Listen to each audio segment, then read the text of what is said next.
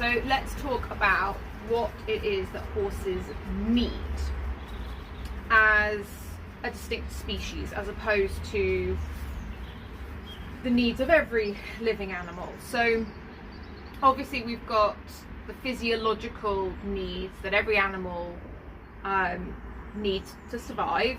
So that's being able to eat, that's being able to drink, and to move around. But in terms of horses specifically, there's a couple of other things we have to consider.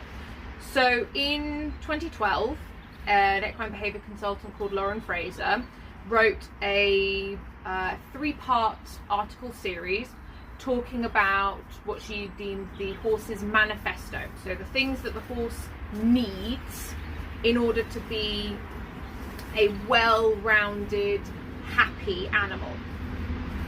And these fit into 3 distinct categories in no order, because they all have equal weight to the horse as an individual, and all have to be present for an animal to be happy and satisfied with their life. So these were the 3 F's: friends, forage, freedom. The key one being that it's forage, not food. Horses need to eat to survive, but horses evolved to eat grass, and specifically stemmy, more tall, woody grasses, as opposed to your very green grass. They have evolved to chew a lot, and that means that they have inbuilt into them a psychological need to chew. So if you think about a horse that maybe is a bit hangry around breakfast or dinner time, it's because they're eating something that's very concentrated. They're not getting a satisfying chew from the food they're eating. That's why we often bulk out food, our concentrated, bulk it out with something like chaff, because that then satisfies their need for the chewing while giving them a higher calorie. So horses evolved to eat for anywhere between 16 and 20 hours a day, and that need to eat and to chew also comes from how they are physiologically designed in their gut. So horses have quite a small stomach. It's about the size of a rugby ball, and unlike with a lot of omnivores and carnivores, it doesn't stretch. So if they have a big meal, they're just not going to digest it all. It's going to go straight through. So they can fit about a kilo's worth of food in there at any one point before it gets digested and passes through the small intestine. Once it's been digested in the stomach and digested in the small intestine, it then makes its way into their hindgut. So horses have a specialized hindgut. They have an enlarged cecum, which is the first part of the large intestine, which is where food will then sit and digest bacterially. So it will have bacteria in there that's going to help ferment and digest any of the forage that's gone into it, and that'll sit there for a good 24 hours. So that fermentation is an exothermic reaction, which means it produces heat. So that's why in winter, if you're wanting to help keep your horses warm, you can, instead of rugging them up to the eyeballs, you can just give them more food, which obviously we're in a cost of living crisis. It's a nightmare to get food anyway, but it's another way that horses keep warm. They produce their own body heat through this fermentation in their gut. That also then means that they need to be nice and consistent, because otherwise we upset the bacteria. It's that constant supply. So horses have a continuous production of stomach acid. They don't produce it on demand. They don't make bile. So they will always be producing stomach acid. So this is why horses are quite prone to getting ulcers, because if the horse is you know, eating for a period of time, their stomach empties of food, but the acid is going to still be there. And so then the acid just sits and slowly eats away at the stomach lining.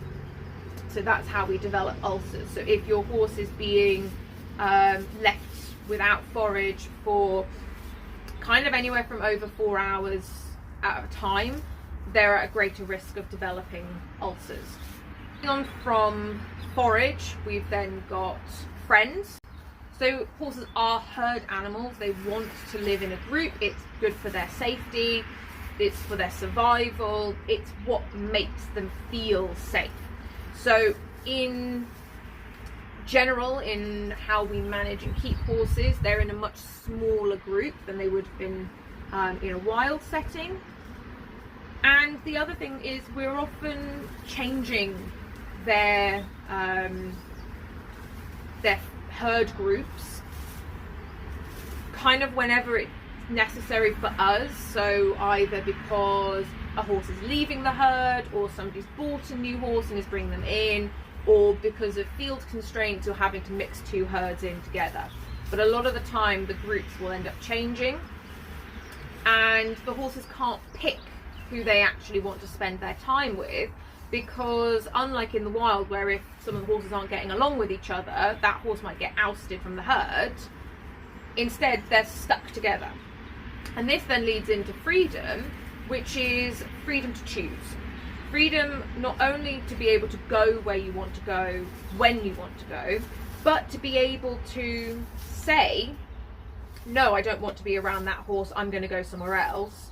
Or, no, I don't want to go eat that thing, I'm going to go eat something different. These types of choices, this freedom to be able to do what they need at any one point, is removed. So horses have the ability in the wild to kind of pick and choose their friendship groups. Because they're in a much larger herd, they can say, you know, I get on well with this horse and these horses, so we're going to form our own little band. Whereas in our domestic settings, we've dictated the band. We've said, you, because you're a boy, are going to live with these 3 other boys who are of a similar height to you. Or you're a pony, therefore you're going to live with the other ponies. And that removes that agency from them. But it also makes it trickier because we've got such small outside areas for them. Again, in comparison to what they would have living out in the wild. You know, horses would roam, you know, hundreds of acres every day, just in general walking around eating. You know, their herd structures and their areas that they would interact with are vast.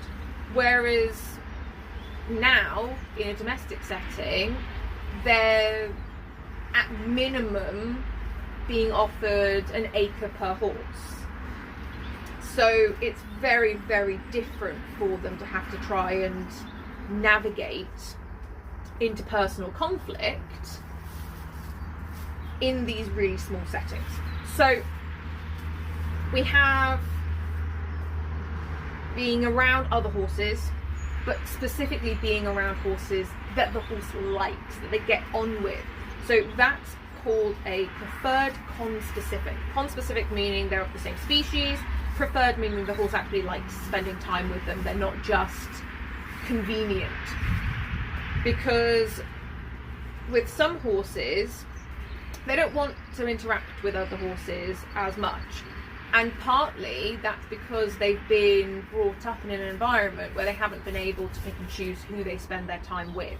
So they end up getting into disagreements with other horses for variety of reasons, either because of specific environmental factors, maybe the area is too small, maybe the resources are too scarce, or because of physiological reasons, like maybe that horse is a little bit more uncomfortable, maybe they've got joint issues or other health related concerns that mean they're a bit more likely to act aggressively first in order to protect themselves from potential risk and harm.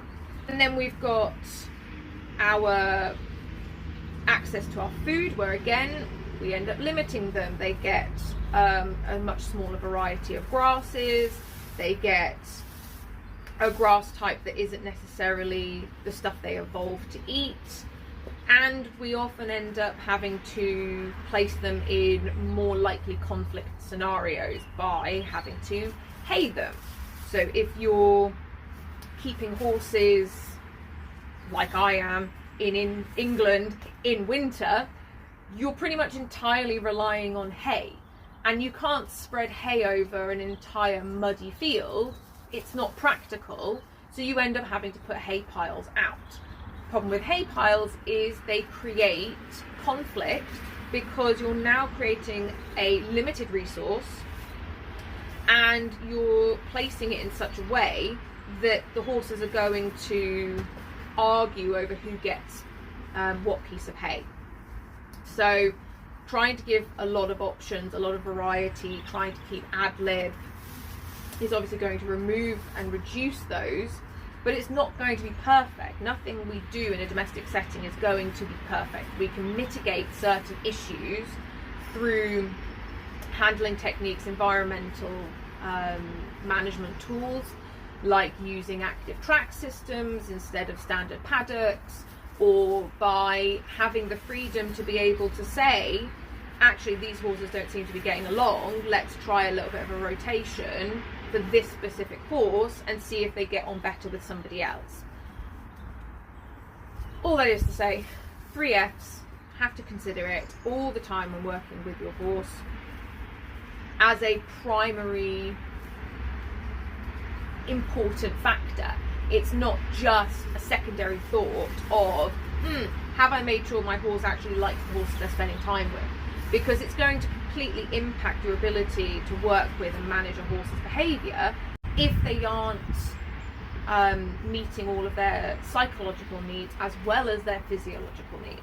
It's all well and good saying, oh well, my horse gets exercise every day, that means they're out of their box at least once a day.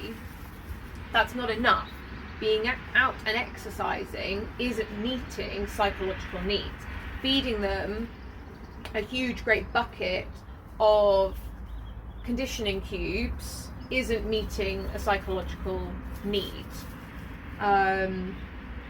Placing them in a large paddock with no other horses isn't meeting their psychological needs. So we have to consider physiology and psychology as a partnership together, with neither one being more important than the other. They are both incredibly important to our horses' way of life and survival and happiness.